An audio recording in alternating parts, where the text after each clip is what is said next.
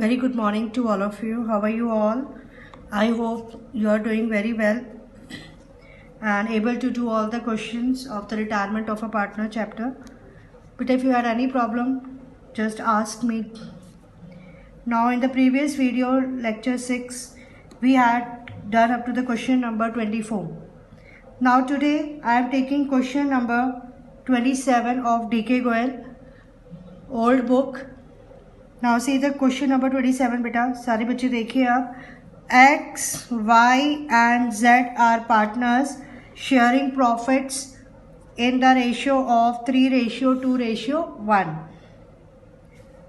Y retires selling his share to X and Z for rupees 1,60,000, rupees 1 lakh being paid by X and rupees 60,000 by Z. The profit for the year after Y's retirement is rupees 2,40,000. Pass entries to record the sale of Y share to X and Z and distribute ratio between X and Z. Now see here, the question is saying that Y is retiring. Now Y is retiring, then Y का share कितना बेटा? Y share is how much? 2/6. 2/6 means 1/3. Now the question is saying that Y share rupees 1,60,000. Y का share बनता है 1,60,000 at the time of retirement. 1 lakh being paid by X and 60,000 by Z.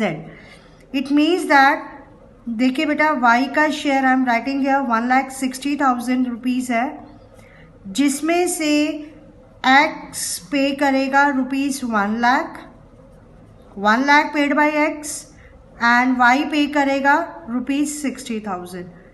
इसका मतलब 1 लाख और 60,000 is paid in the gaining share. Yes, क्योंकि जो भी X और Z Y पे करेंगे, X और Z पे करेंगे Y को, that will be in the gaining share. तो आप 1 लाख और 60,000 से आप गेनिंग शेयर आप निकाल सकते हो.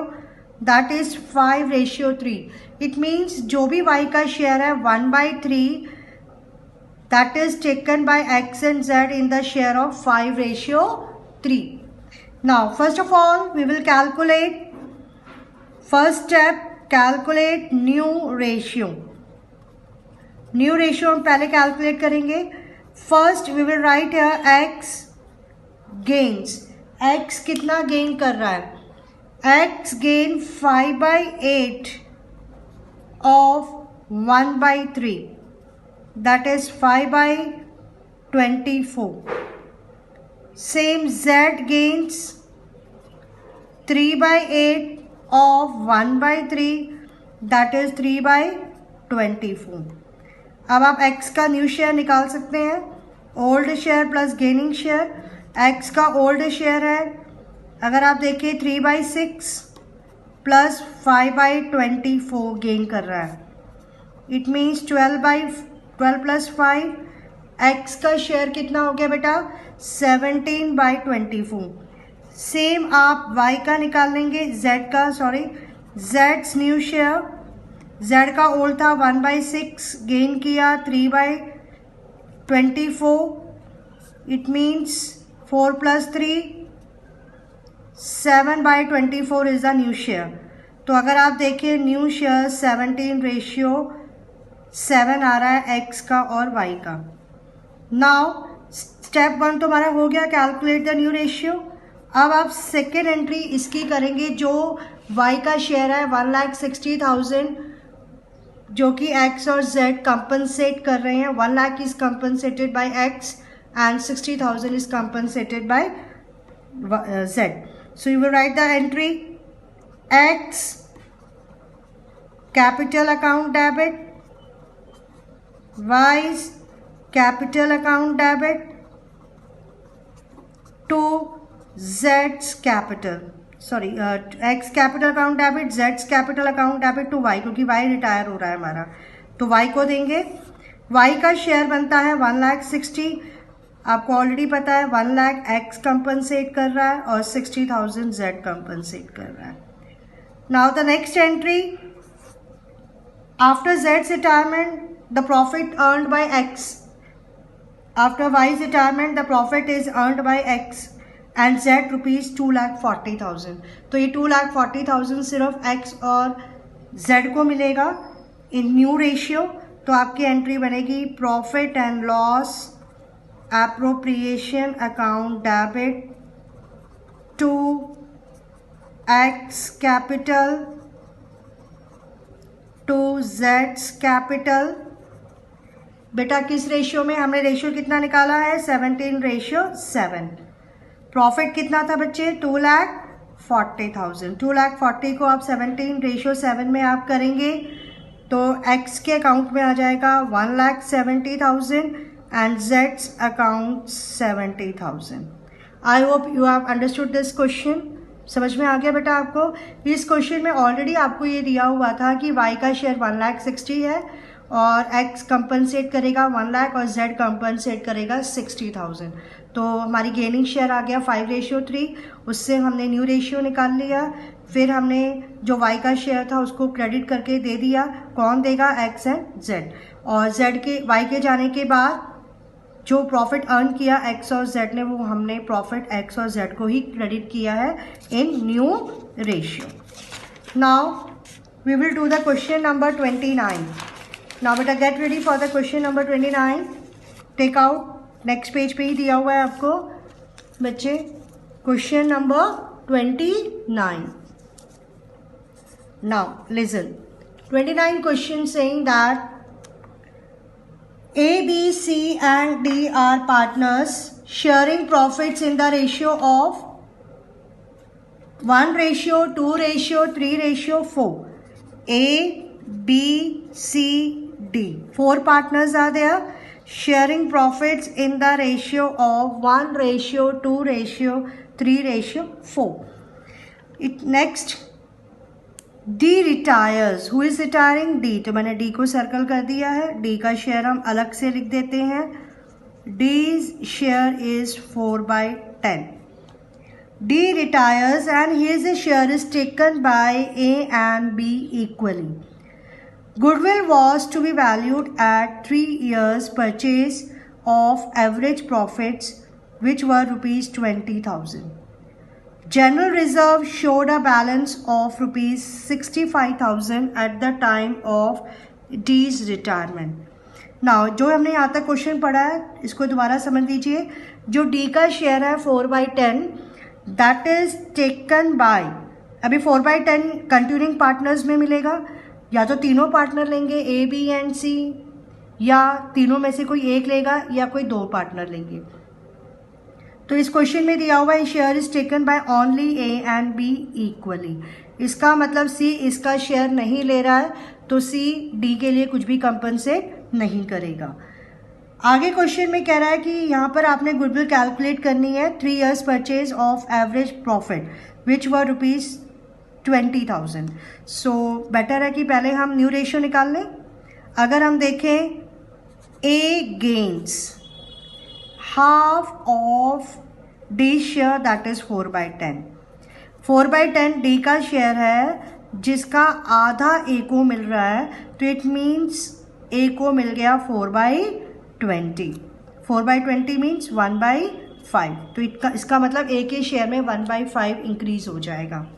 नेक्स्ट सेम B गेन्स, उसको भी आधा मिल रहा है, half of 4/10 is equals to 4/20, उसको भी 1/5 मिल गया। तो इसका मतलब A का शेयर और B का शेयर 1/5 से इंक्रीज हो जाएगा। A's न्यू शेयर, A का न्यू ओल्ड शेयर था 1/10 प्लस A ने गेन किया 1/5, तो आप देखेंगे A का अब शेयर बन जाएगा कितना? 3/10। 1 से कितना हो गया? 3। नेक्स्ट B का भी सेम आप ऐसे ही निकालोगे। B का ओल्ड था 2/10 प्लस गेन किया 1/5, तो आप देखेंगे 2 + 2 इसका शेयर हो गया 4/10। A B C, A का तो बढ़ गया 3/10 हो गया, B का 4/10, बट C का वही रहेगा जो पहले था 3/10, नाइदर इंक्रीज नॉट डिक्रीज। तो it means what is the new share between A, B and C? 3:4:3। हमने एक 1 स्टेप हमने कैलकुलेट कर लिया न्यू रेशियो एज जितना हमने क्वेश्चन पढ़ा। अब हमने क्वेश्चन में पढ़ा था कि गुडविल हमें निकालनी है average profit multiplied by how many years purchase given बेटा, 3 ईयर्स परचेज। तो इसका मतलब average profit either we have to calculate और it will be given in the question. But if you will see here, average profit is given in the question, so no need to calculate this.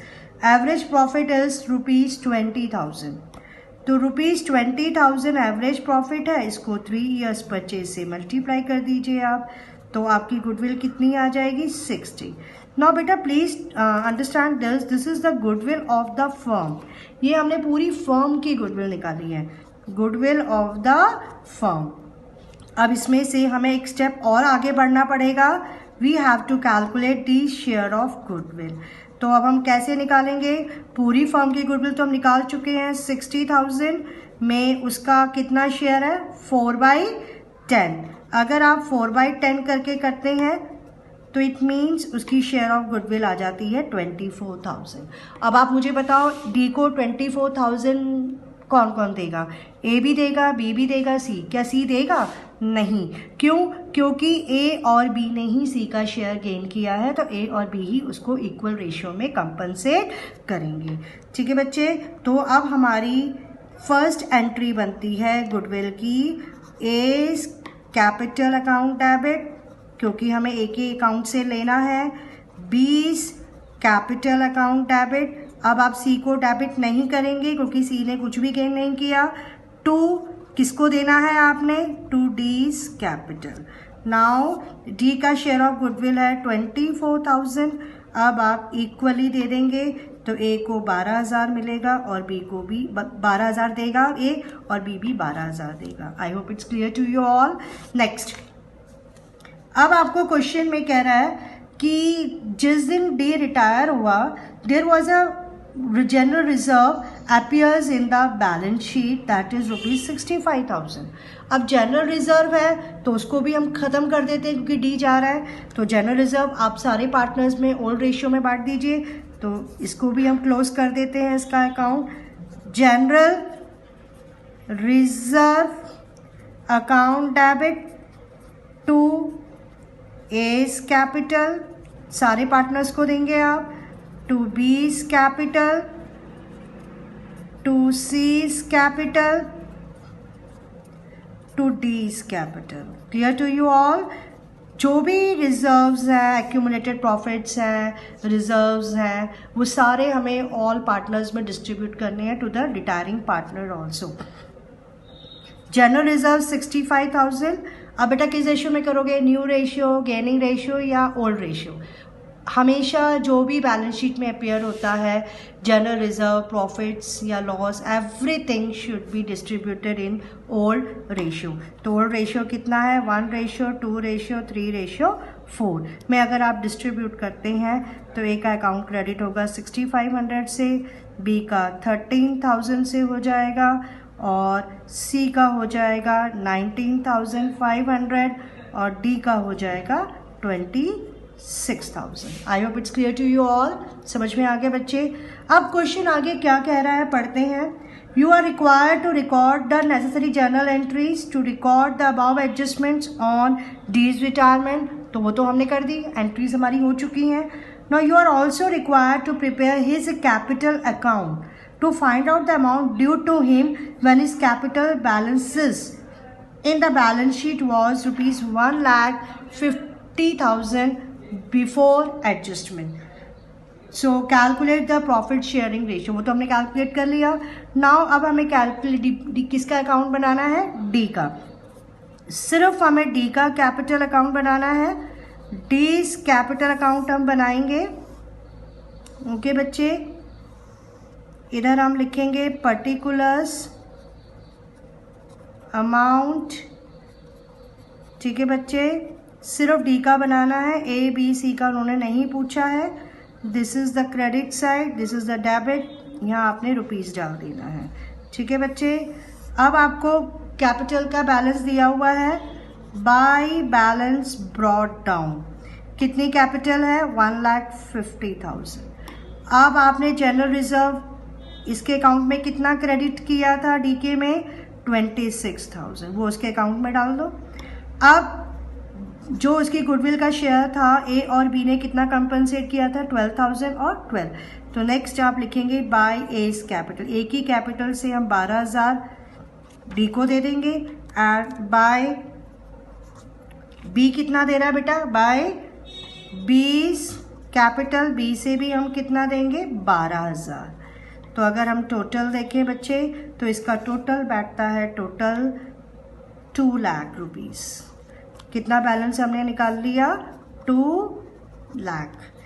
2 lakh आप यहाँ लिखेंगे to balance carried down. Clear to you all? ठीक है, हमने opening capital ली, general reserve में जितना उसका शेयर था वो हमने उसके अकाउंट में क्रेडिट कर दिया, गुडविल का जो शेयर था ए और बी ने जो उनको दिया, ए ने 12,000, बी ने 12, तो टोटल इसके अकाउंट में बढ़ जाएगा 1,50,000 से, टोटल बढ़ जाएगा 50,000 से, बैलेंस बढ़ जाएगा 2 लाख हो जाएगा। ये 2 lakh will be the Ds capital account. I hope you have understood. Still if you had any doubts please call me. Thank you.